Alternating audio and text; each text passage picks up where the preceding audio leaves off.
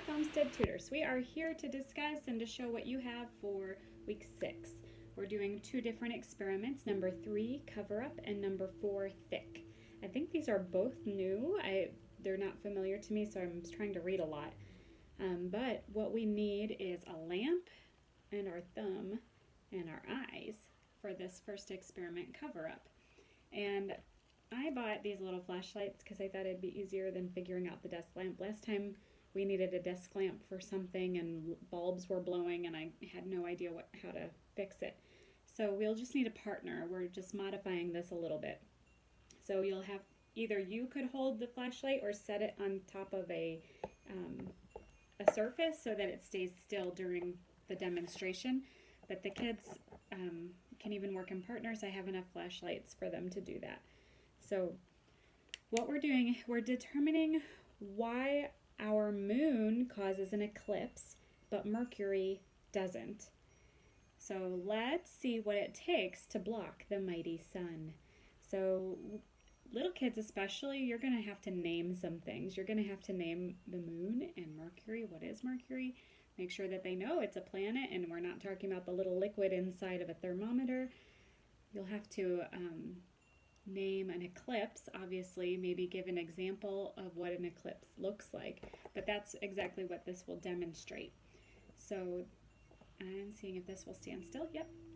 So I have my sun over here, the light, and I'm going to start with my thumb really close to the light, and I still see the light. I see that my thumb is blocking it a little bit, but when it comes closer and closer and closer to my eye, I can't see that light anymore, and my thumb is totally blocking the light because it's close and it's bigger, but when it's further away it looks smaller. So what we're demonstrating is that when your thumb is far away from your eye, it seems small. You could see the larger light behind it. When your thumb moved close up to the eye, it started to look so large we couldn't see past it. It blocked the light or eclipsed it. Our sun is enormous and Mercury is tiny in comparison. So we can, Mercury, the closest planet to it, is tiny in comparison. Earth looks at Mercury, so our eye is Earth, and it looks at Mercury just like the thumb is so far and it's right in front of the sun. So it doesn't eclipse it when it passes between Earth and the sun. Our sun is an enormous light, but our moon is close to us, like our thumb was close to us, and when it passes in front of our eye, we cannot see the light anymore. So that's how we get a solar eclipse from the moon.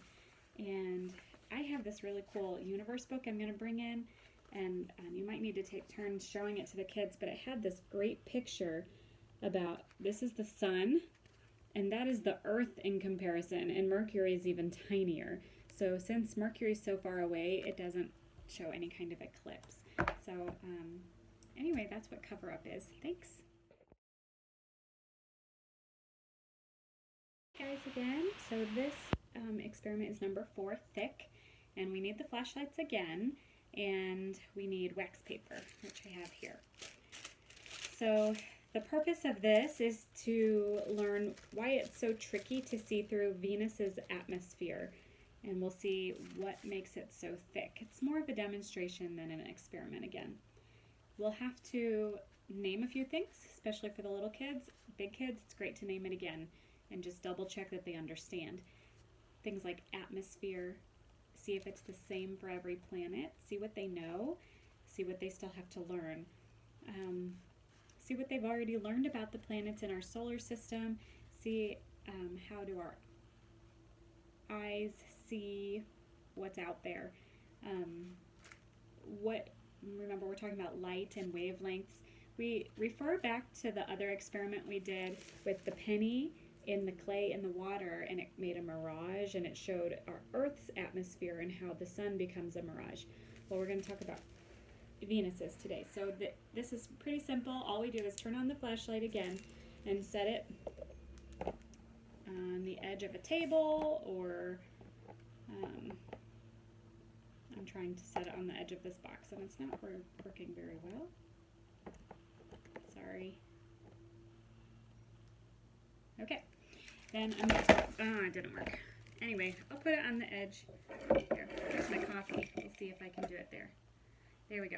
Okay, so it's sitting on the edge of my coffee, and I'm looking at the light, and I see how bright it is. Then I'm going to hold this wax paper in front of my face. I can't even see that light.